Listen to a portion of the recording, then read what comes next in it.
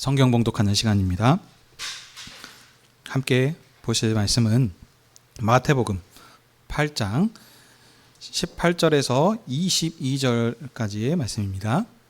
마태복음 8장 18절에서 22절까지의 말씀입니다.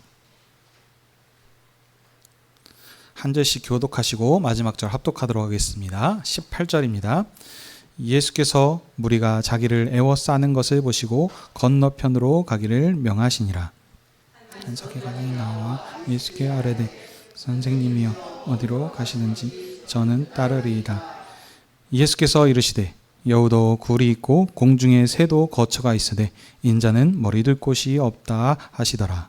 제자 중에 또 한 사람이 이르되 주여 내가 먼저 가서 내 아버지의 장사하게 하옵소서.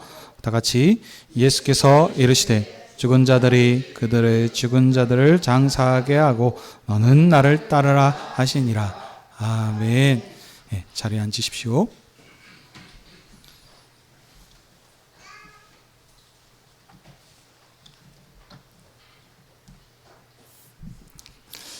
기도하겠습니다. 하나님 아버지, 오늘도 지혜 백성들을 하나님 앞으로 부르셔서 진리의 말씀을 듣게 하시니 감사드립니다. 주의 성령님께서 말씀 전한 자의 입술을 주장하여 주시사 진리의 말씀을 선포케 하시고 청중들에게는 말씀을 사모하는 마음을 주시옵소서. 그래서 선포되는 말씀으로 언약에 신실하신 하나님의 사랑을 알게 하사 주님께 감사하며 그 은혜를 전파하는 증인들이 다 되게 해 주시옵소서. 예수님의 이름으로 기도하옵나이다. 아멘.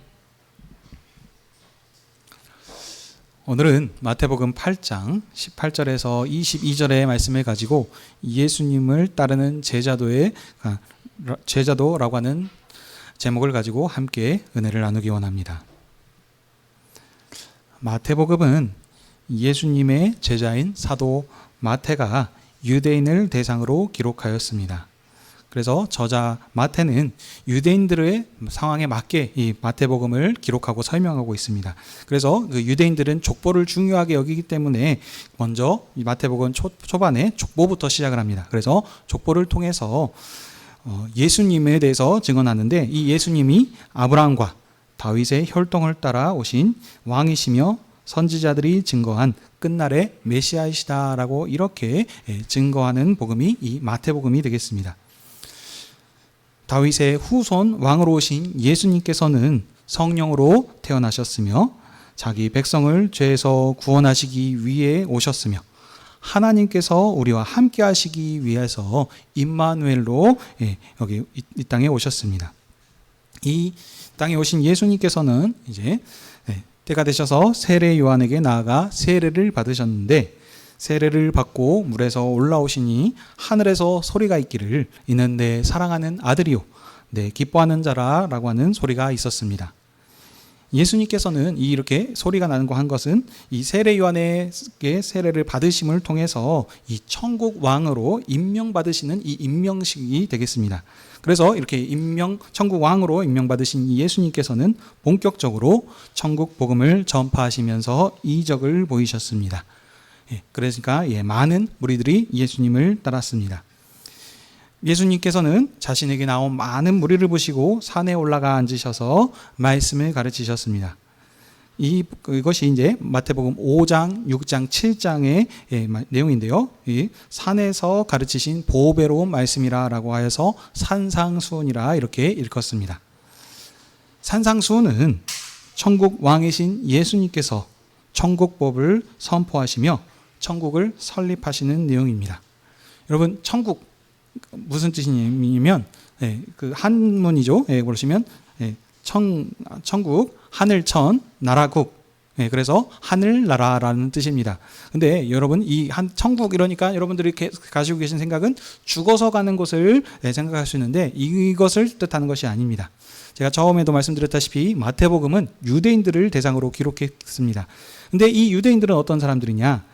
십계명에 하나님의 이름을 망령되이 부르지 말라라고 하는 이 말씀이 있기 때문에 이 유대인들은 하나님의 말씀을 철저하게 따르고 순종하는 자들입니다. 그래서 하나님의 이름을 함부로 부르지 않고 그냥 다른 이름, 주님이라고 하는 아도나이라 하는 이런 것으로 바꿔서 부릅니다. 그렇기 때문에 이 마태복음에서도 하나님의 나라라고 이렇게 얘기하지 않고 하늘나라라고 이렇게 기록한 것입니다. 근데 유대인들은 하늘나라 하면 이것이 곧 하나님의 나라구나라고 그들은 다 이렇게 이해를 합니다. 자, 그렇기 때문에 하늘나라, 죽어서 가는 곳을 말하는 것이 아니고요. 산상수훈은 천국을 가기 위한 방법, 어떤 이 천국에 가기 위한 조건을 말씀하는 것이 아닙니다. 지금 이 예수님께 나온 이 사람들은 누구냐면 천국 복음을 듣고 나온 자들입니다. 예수님께서 선포하신 천국 복음을 듣고 나온 자들, 곧 천국 백성들입니다. 이 예수님께서는 산상수훈의 말씀을 통해서 이 천국 백성들한테 너희들이 어떤 사람들이냐, 정체성과 그 사명에 대해서 이렇게 가르치신 말씀이 이 산상수훈의 말씀입니다. 예수님께서는 이 산상수훈에서 구약의 모세 율법과 대조하시면서 새로운 천국 율법을 말씀하십니다. 모세는 너희들한테 이렇게 일렀으되 나는 너희에게 이르노니 하시면서 천국 왕이신 하나님의 아들의 권세로서 이전 모세의 율법을 새롭게 선포하십니다. 이전에 그 어떤 사람도 모세나 선지자들 수많은 어떤 믿음의 조상들이 있었는데 그 누구도 자신의 권세로, 자기 권세로 이렇게 말씀을 가르치고 선포한 사람이 없습니다. 다 모세를 따라서 모세가 너희들에게 일렀을 때, 선지자들이 일렀을 때, 이 선지자들도 하나님의 말씀을 대언한 자들이었습니다. 근데 이 예수님께는 어떠십니까? 천국 왕이시기 때문에 자신의 권세로 나는 너희에게 이르노니 내가 너희들에게 이렇게 얘기한다. 이렇게 말씀하신 것입니다. 그러니까 아주 참 특별한 것이죠. 예수님께서는 그래서 이 새로 천국 왕의 권세로 말씀을 하시는데 뭐라 말씀하시냐? 너희는 이제 옛사람, 옛나라 백성이 아니고 새로운 하나님 나라 천국 백성이니 이제 이전의 구약의 율법을 따르지 말고 새로운 천국의 법을 따르라는 것입니다.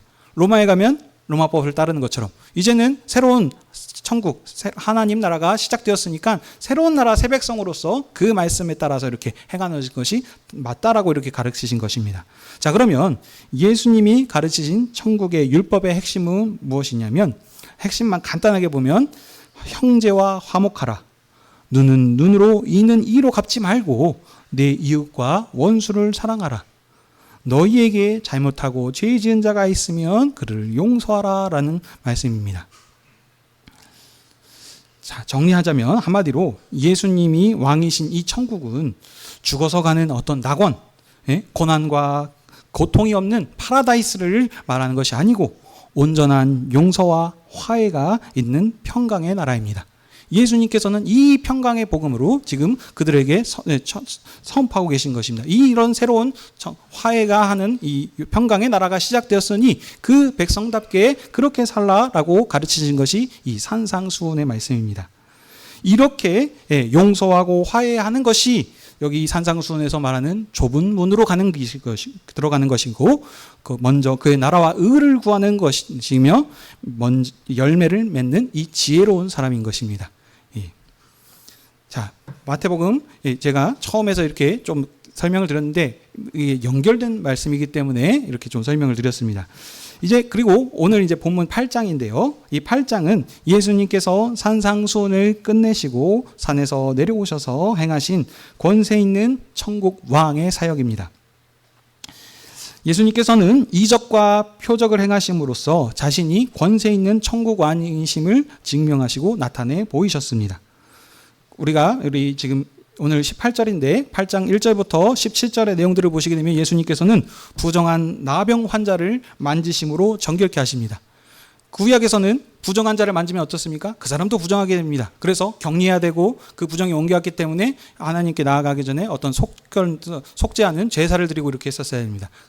근데 이 예수님께 어떻습니까? 부정한 자를 친히 만지심을 통해 가지고 자신이 부정을 정결케 하시는 권세 있는 천국 왕이심을 나타내 보이신 것입니다. 또 백부장의 하인의 중풍병을 고쳐주셨고 베드로의 장모의 열병을 고쳐주시고 또 많은 귀신 들린 자와 병든 자들을 고쳐주셨습니다.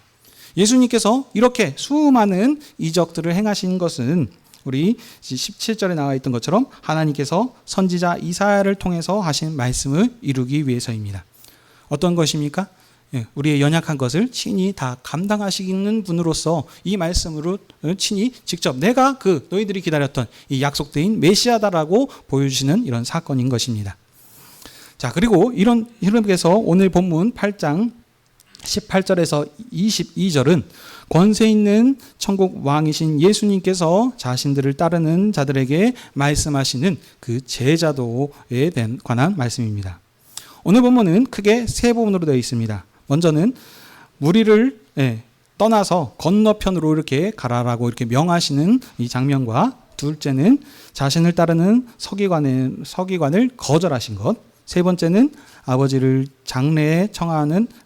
장례를 청하는 제자에게 자신을 따를 것을 말씀하시는 이럴 것으로 이렇게 세 부분으로 되어 있습니다. 자, 이런 이제 오늘 본문을 좀 자세히 살펴보도록 하겠습니다. 18절에 예수님께서는 무리가 자기를 에워싸는 것을 보시고 건너편으로 가기를 명하셨습니다. 왜 많은 사람들이 예수님께로 몰려왔을까요? 바로 예수님께서 행하신 표적 때문입니다. 지금 우리 전에 제가 앞에서 설명드렸습니다. 예수님께서는 이전에 나병 환자와 중풍병자를 고치시고 많은 귀신을 쫓아내시는 이적들을 행하셨습니다. 16절에 보시게 되면은 예수님께서 밤 늦게까지 모든 연약한 자들을 고치시고 치료하셨다라고 했습니다. 그러니까 이 예수님께서 이런 참 신기한 이적들을 행한다라고 하는 이 예수님의 소문이 어떻겠습니까? 그 동네방네 이렇게 소문이 쫙 퍼졌겠죠. 그러니까 이 소식들을 듣고 이제 많은 사람이 예수님께로 몰려드는 것입니다. 그러니까 예수님께서는 자신을 둘러싼 무리를 벗어나기 위해서 명하십니다. 누구에게 명하시겠습니까? 자신을 따르는 제자들에게 명령하셨겠죠. 그래서 건너편으로 가기를 명하셨습니다. 여기서 이 건너편이 오늘 이 본문에서는 나오진 않습니다. 근데 뒤에 구절인 23절에서 24절의 내용들을 보시면 거기가 어딘지 우리가 알 수 있죠. 배에 오르심에 제자들이 따랐다고 얘기하고 있고요. 28절 보시게 되면 건너편 가다라 지방으로 가시매라고 하는 이 말씀을 통하여서 예수님께서는 지금 이 가버나움에서 배를 타고 갈릴리 바다를 가로질러서 가다라 지방으로 이렇게 가라고 이렇게 건너갈 것을 제자들에게 명하신 것을 알 수 있습니다. 자, 이런 상황 가운데 19절, 20절 보시게 되면 바로 그때 한 서기관이 예수님께 나와 아뢰길 선생님이 어디로 가시든지 저는 선생님을 따르겠습니다 라고 이렇게 말합니다. 자, 여기에서 여러분 예수님께 나온 자는 서기관입니다. 서기관은 누구냐면 율법을 필사하고 연구하는 율법 학자입니다.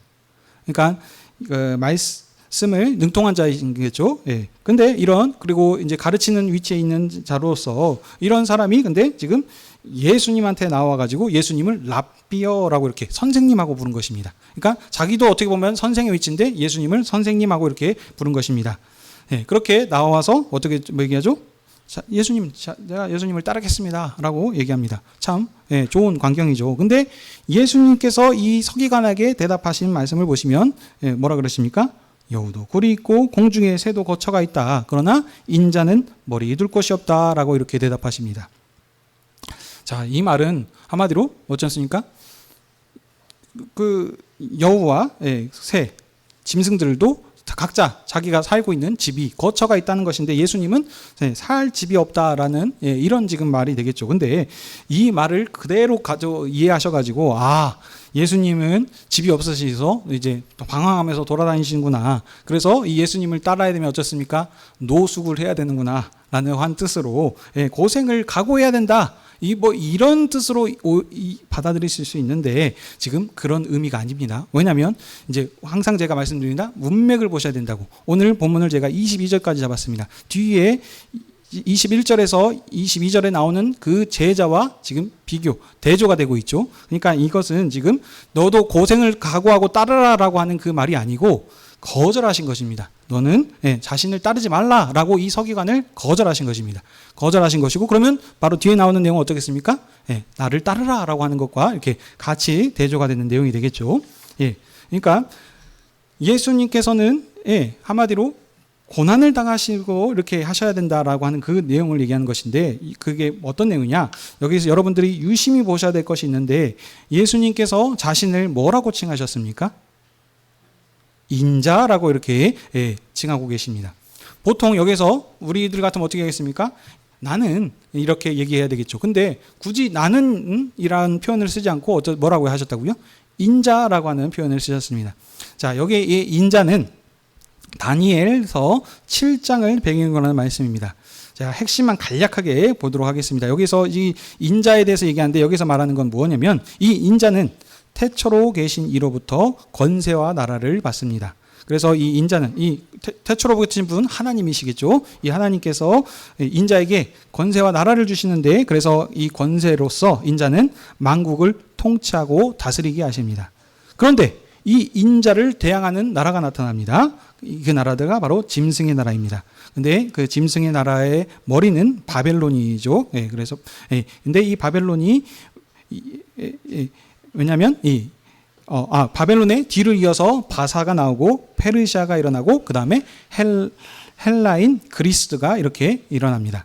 자, 그리고 네 번째로는 로마 제국이 일어납니다. 이것이 이제 이 다니엘서에서 다 지금 그 예언하고 있는 내용들입니다. 그렇죠? 우리 주일학교를 통해서 제가 설명했었던 내용들인데, 자, 근데 이 네 번째 나라인 로마 때 인자가 핍박을 받고 고난을 받을 것을 이렇게 얘기하는 내용이 이 다니엘서 7장에서 말하는 인자에 대한 배경들입니다. 그러니까 인자는 고난을 받고 핍박을 받을 것이다. 하지만 근데 결론에 무슨 무엇이냐? 결국에는 이기고 승리하실 것이다. 그래서 이 인자가 다스리는 나라는 영원 무궁할 것을 말하는 것이 이 다니엘서에서 말하는 인자에 대한 배경입니다. 자, 그러므로 이런 배경에서 여기 이 인자를 보시게 되면 어떻게 되느냐? 여기에서 인자는 예수님께서는 자신의 고난과 권세를 증거하실 때 스스로 이렇게 칭하시는 그 칭호가 인자입니다. 연약한 사람을 가르칠 때도 하시는 말씀이 인자인데, 그러니까 여기에서 문맥에 따라서 그러면 여기서 말하는 인자는 무슨 뜻이겠습니까? 인자가 머리 둘 것이 없다는 것은 천국 왕이신 예수님께서 고난 받으실 것을 뜻하는 것입니다. 왕이시지 않습니까? 왕은 어떻겠습니까? 보통은 우리 왕은 항상 대접받고 영접받고 환영받고 이렇게 왕의 대로에서 소위 말하면 레드 카페트를 깔아가지고 옆에 사람들이 환영하고 이렇게 해야 되는데 이 인자는 어떻다고요? 그렇게 되지 않을 것이라는 것입니다. 오히려 그렇게 환영받는 것이 아니고 고난을 받고 멸시를 받고 천대를 받을 것이다 라고 하는 것을 지금 얘기하는 본문인 것입니다. 실제로 예수님께서는 우리 가버나움에 거처를 두시면서 이렇게 뒤에서 사십니다. 이 가버나움은 이방 나라의 경계 지역에 있는 나라입니다. 이스라엘 중에서 그러니까 한마디로 변방이죠. 저기 말하면 우리 여수 정도 되겠네요. 저 끝에 여기 있는 것이겠죠. 변방 갈릴리의 도심입니다. 근데 왕은 어디 있습니까? 시온성 예루살렘이 살고 있죠.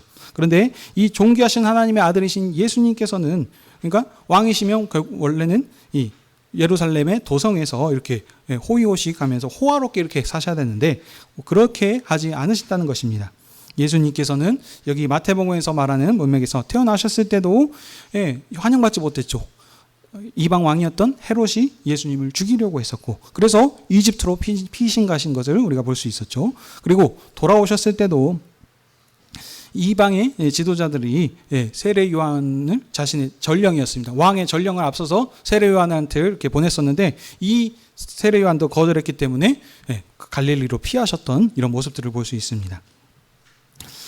또 오늘 앞에 본문과도 연결하자면 지금 이 천국을 설립하셔서 새로운 하나님 나라를 이렇게 선포하신 이 왕이신데도 이 천국 왕의 행보는 구약의 왕들처럼 어떤 이렇게 높은 고관들의 집에서 방문하시면서 이렇게 환영받으신 것이 아닙니다.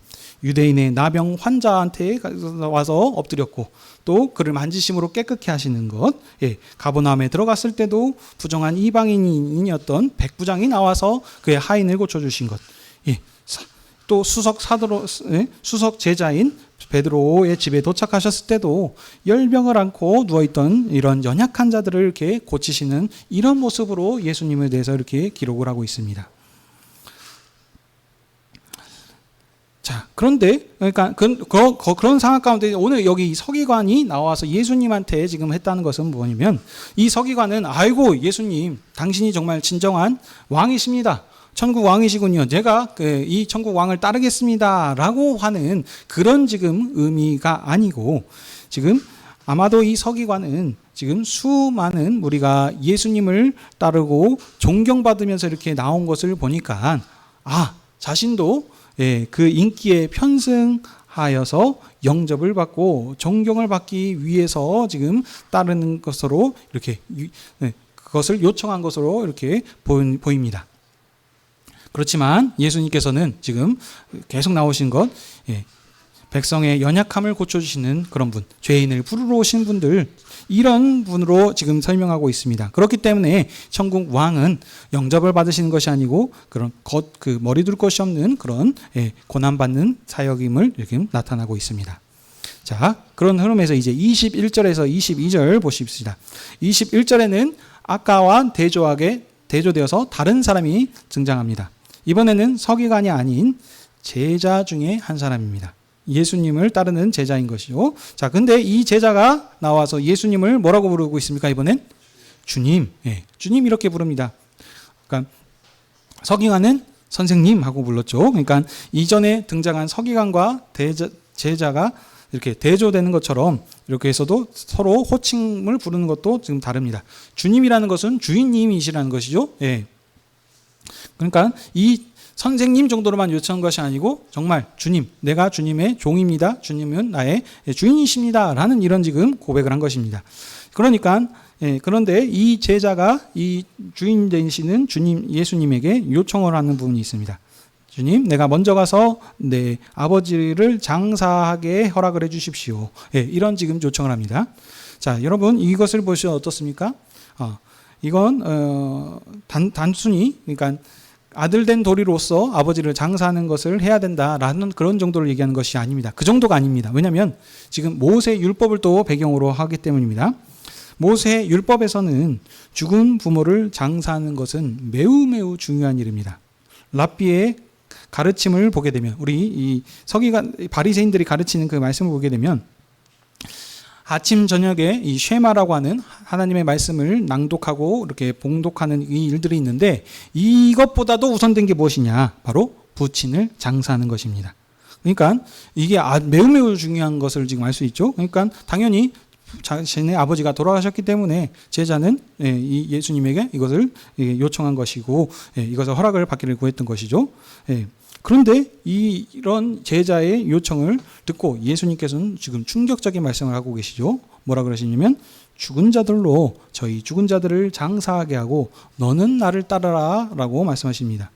한마디로 가지 말거라 거절하신 것이죠. 여기서도 거절입니다. 근데 따르는 것을 지금 하라라고 얘기하십니다. 자, 여기서 여러분들 보셔야 될 것이 여기 이 죽은 자들은 누구냐라는 걸 보셔야 되겠습니다. 실제로 죽은 사람들이 죽은 자를 장사라는 얘기가 아닙니다. 그러니까 소위 말하면 귀신들, 원령들이 해가지고 그 죽은 사람을 이렇게 하라라는 얘기가 아닙니다. 뒤에 있는 죽은 자는 실제로 죽은 사람을 얘기하는 거고, 그러니까 지금 이 제자의 돌아가신 아버님이 되시겠고요. 앞에 있는 죽은 자들은 그럼 누구냐? 지금 이 육체적으로 어떤 죽은 자들을 얘기하는 것이 아니고 지금 이 문맥의 흐름상 지금 얘기하는 것이 뭐냐면 주님을 믿지 않고 주님을 영접하지 않고 따르지 않는 자들을 예수님께서는 죽은 자로 이렇게 칭하고 계신 것입니다. 그러니까 왜 그것을 할 수 있냐면 지금 서로 대조하고 있죠. 죽은 자들은 죽은 자들로 너는 나를. 그러니까 이 죽은 자의 반대는 뭐겠습니까? 산자죠, 산자. 그러니까 너는 산자이지 않느냐. 그러니까 산자는 어떠라? 나를 따르라 라는 그것인 것이죠. 근데 이 산자의 특징이 무엇이냐? 주님을 따르는 제자, 예수님을 주님으로 이렇게 고백하고 따르는 자들을 지금 얘기합니다. 그러니까 이 예수님을 따르는 제자는 산자이다. 그러니 너는 어쩌다? 나를 따르고 주님을 따르지 않고 영접하지 않고 하는 자들은 어쩌시라?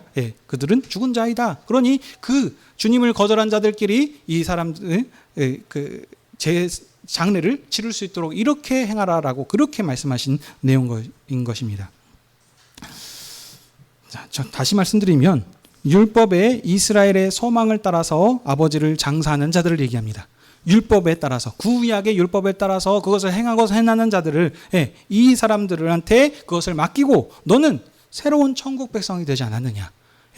그러니 이 새로운 천국을 전파하는 왕을 따르는 새 백성이기 때문에 너는 어쩌다 그거보다 더 중요한 일이 있다. 그러니 천국 왕을 따라서 행하라 라고 얘기하십니다.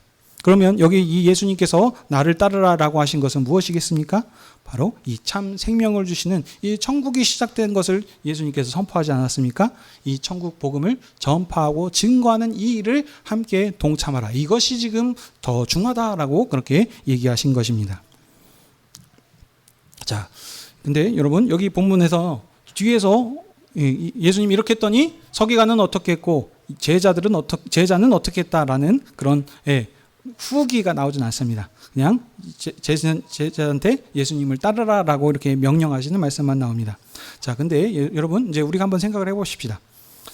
이 두 가지 경우가 있겠죠. 예수님의 말씀에 순종해서 따르거나 아니면 따르지 않고 그냥 자기 아버지 제사 장례 치르러 갔거나 둘 중 하나이겠죠. 장례를 치르러 갔다면 이제 뭐 더 얘기할 건 없을 것이고, 여기에서는 반대로 주님 말씀에 순종했을 때 나타나는 것을 한번 살펴보십시다. 이 제자가 예수님 말씀에 순종해서 장사를 지내지 않고 장례를 치르지 않고 했다면 사람들이 뭐라 그러겠습니까? 이 사람을 아는 사람들은, 구약의 배경 가운데 살고 있는 사람들은, 야, 너가 어떻게 그럴 수 있냐? 너를 낳아주시고 길러주시고 한 부모님이 아니시겠느냐? 하면서 이렇게 이런 소위 말하면 이렇게 뭐 어떤 이렇게 아시지 않습니까? 이 XX 같은 하면서 이렇게 하면서 막 이렇게 뭐라고 했을 것입니다. 그러니까 이런 것은 있을 수 없는 일은 아주 일인 것이죠. 근데 한마디로 이 이스라엘 공동체, 유대인 공동체에서는 이렇게 행한 자들은 여기서 살 수 없습니다. 다 손가락질하고 어떻게 보면은 그 공동체에서 제명당하고 하는 이런 지금 상황 가운데 처해 수 있을 상황일 겁니다. 그런데 예수님께서는 그런 상황 가운데서도 지금 뭐라 그러십니까? 그것보다 더 중요한, 비교할 수 없는 가치 있는 일이 있다. 그것이 무엇이다? 천국 왕인 나를 따르는 것이 더 지금 가치 있다라고 그렇게 얘기하는 것입니다.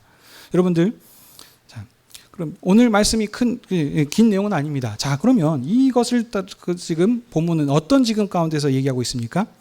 수많은 무리들이 예수님께서 행하신 그 이적들을 보고 따라왔습니다. 근데 예수님께서 어떠셨어요? 그들을 피하십니다. 그래서 절로 가자라고 하시는 상황 가운데, 자, 이런 많은 무리들이 따르고 있는데 두 사람이 대표적으로 나오죠. 서기관과 주님을 따르는 제자, 이 두 사람입니다. 근데 이 서기관, 예수님의 어떤 영광을 취하고 가게 편승하려고 하는 사람은 예수님께서 오히려 거절하시고, 나는 그 영광을 취하러 온 것이 아니다, 오히려 고난받는 인자로 이 땅에 왔다. 이것을 지금 얘기하시면서 그를 거절하셨고, 오히려 지금 이 주님을 따르는 이 제자, 예수님을 주인님하고 고백했던 이 제자에게는 세상의 것, 그것이 지금 중요한 것이 아니다. 그것들은 이 세상 사람들, 그 사람들한테 맡기고 너는 나를 따르라 라고 하면서 이 천국 복음을 지금 감당하라 라고 그렇게 얘기하시는 말씀입니다.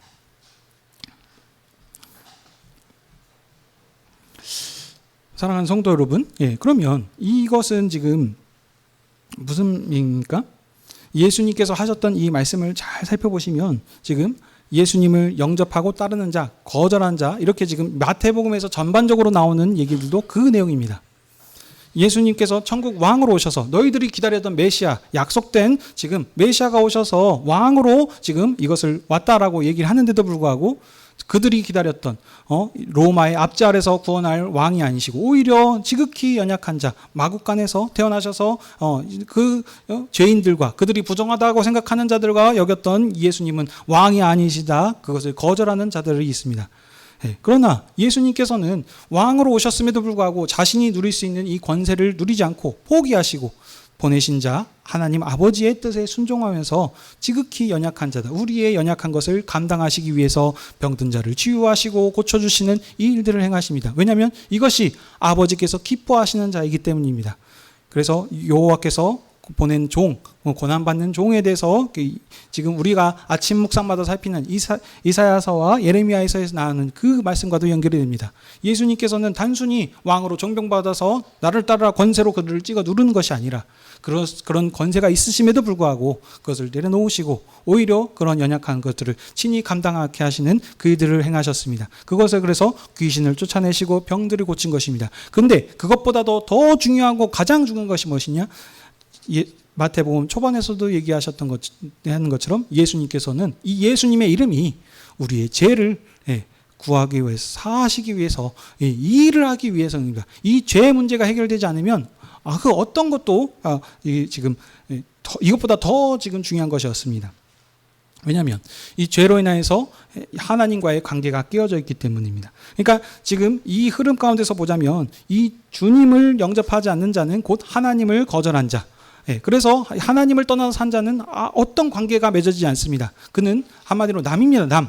하나님 나라 백성이 아니고, 그래서 그들은 하나님께서 얘기하시죠. 이 주님을 모르고 나를 믿지 않는 자는 그를 죽은 자다. 그렇게 얘기하시는 것이고, 오히려 이 예수님을 따르는 자는 어떻습니까? 거기에 비해서 그는 산 자인 것이고, 그는 생명이 있는 자. 이 천국 복음으로 주님을 따르는 자들이 그런 자라라고 그렇게 지금 얘기하고 있는 것입니다. 이스라엘이 그러므로 여러분, 왜 그러면 그들이 지금 이렇게 되냐면, 하나님의 말씀을 가진 자들로서 그들은 생명이 있는 자들, 제사장 나라로서 그런 삶을 살아갔던 자들입니다. 근데 하나님 말씀을 떠나서 율법을 말씀을 떠나서 살았기 때문에 그들은 하나님께서 그들을 심판하셔서 멸망당해서 바벨론으로 포로로 잡혀가는 그런 일들이 되지 않았습니까? 그렇기 때문에 그들은 지금 이 마태복음에서 얘기하는 것은 이 가운데 지금 병이 들고 연약하고 귀신 들리고 하는 이것들이 지금 어떻게 보면 그런 흐름으로 지금 표현하고 있는 것입니다. 주님을 떠나서 살았어서 이방 안에 어둠의 권세 아래 되어 있던 자들을 지금 그렇게 마태복음에서 표현하고 있습니다. 근데 예수님께서 오셔서 이 천국 왕의 권세를 어떠십니까? 그들을 어둠의 권세 아래서, 죄의 권세 아래서 해방시키시고 구원하심을 통해서 연약함을 감당케 하심을 통해서 그들을 구원케 하시고 참 생명으로 그들을 인도하시는, 이렇게 지금 표현하고 있는 것이 이 마태복음입니다. 그러므로 누구에게 속했냐? 그것을 지금 얘기하는 것이 오늘 이 본문의 말씀입니다. 사랑하는 성도 여러분, 그러면 오늘 이 말씀을 마태복음의 그 백성한 게 아니고 2025년을 살고 있는 우리 이 여수 한우리교회 입장에서 이것을 적용하고 설명하자면 어떻겠습니까? 하나님께서는 죄로 허물로 죽을 수밖에 없었던 우리들은, 왜냐하면 우리들은 이방인입니다. 하나님과 언약을 맺은 언약 백성들이 아닙니다. 하나님을 몰라서 그전에는 하나님을 떠나서 내가 왕으로서 내가 하고 싶은 대로 살았던 자들입니다. 이것은 하나님께서 하나님을 그렇기 때문에 어떤 관계가 없기 때문에 이들은 죽은 자라고 이렇게 칭하는 자들입니다. 죄와 허물로 인하여서 죽을 수밖에 없었던 이방인이었던 우리들에게 하나님께서 우리에게 복음을 듣게 하셨습니다. 이 복음 안에서 우리를 찾아와 주셔서 어떻습니까? 예수 그리스도를 인하여서 죄와 사망의 권세를서 사랑의 나라, 이 아들의 나라로 옮기셔서 우리를 이렇게 하나님 나라 백성 삼아 주셨고, 신약에서는 뭐라 그러죠? 하나님의 자녀 삼아 주셨다. 아들과 딸로 삼아 주셨다라고 이렇게 얘기합니다. 이것은 어떻게 되느냐? 하나님께서 보내신 이 아들, 이 예수 그리스도를 믿느냐? 영접하느냐, 이것으로 지금 얘기합니다. 예수 그리스도를 믿는 자에게는 하나님께서 새로운 생명의 관계를, 언약 관계로 새로 우리를 초청하시고 부르신 것입니다. 그래서 예수 그리스도를 믿는 자는 이제는 세상에 속한 자들이 아니고 어떻습니까? 그리스도께 속한 하나님 나라의 아들과 딸들인 것입니다. 이것을 새로운 하나님 나라, 이거 오늘 마태복음으로 얘기하면 천국 백성이라 그러는 것이죠. 하나님 나라 백성인 것입니다.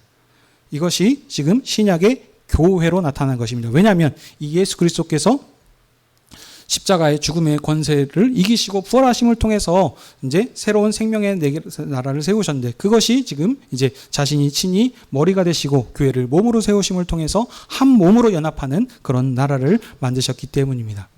사랑하는 성도 여러분, 우리는 그리스도께 연합된 한 몸의 공동체인 교회입니다. 이 사실을 꼭 기억하시기 바랍니다. 그러면 우리가 이 교회가 이 말씀을 어떻게 드리겠습니까? 주님께서 우리를 이 자리로 부르셨는데 이 자리가 어떤 상이냐? 주님의 상입니다. 주님이 왕 대신 이 주님의 잔치상에 우리를 불러주신 것입니다. 그리고 오늘 이 성찬상에서 우리가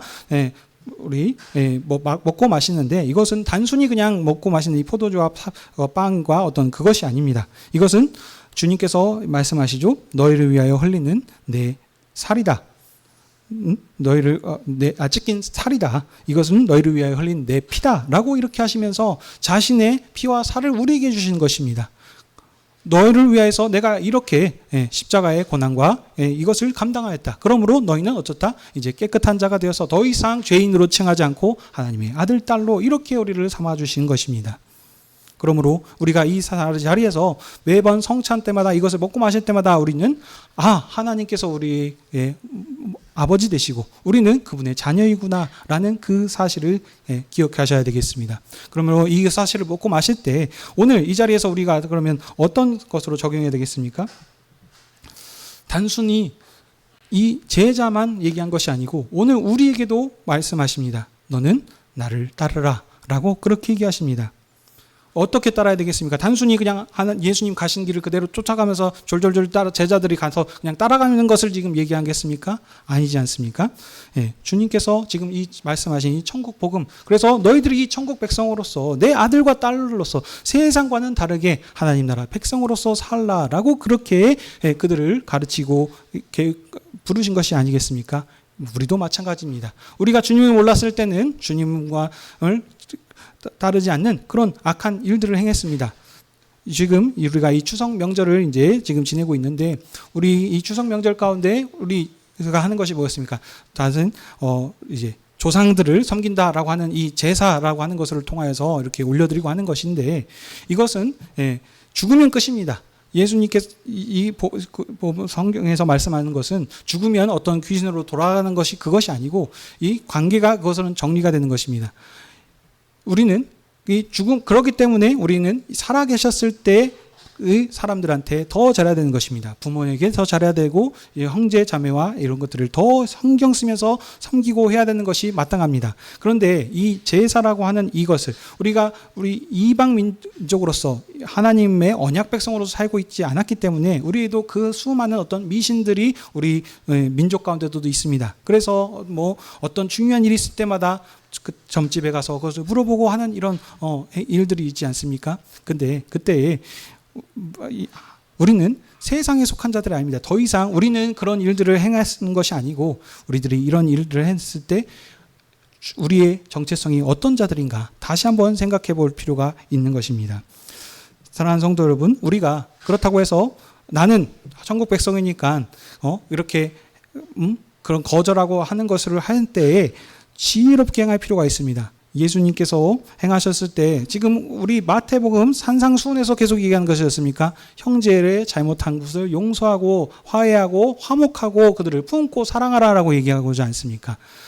아무리 옳은 것이라 할지언정 그런 연약함들을 배려하지 않고 다름을 배려하지 않고 이것이 옳다라고 해가지고 막 밀어붙이면서 그 혹시 주님을 모르는 자들이 행하는 어떤 그런 일들을 가운데 그것을 대적하면서 막 악하다라고 할 것이 아니고 우리가 지혜롭게 행해 주실 믿습니다.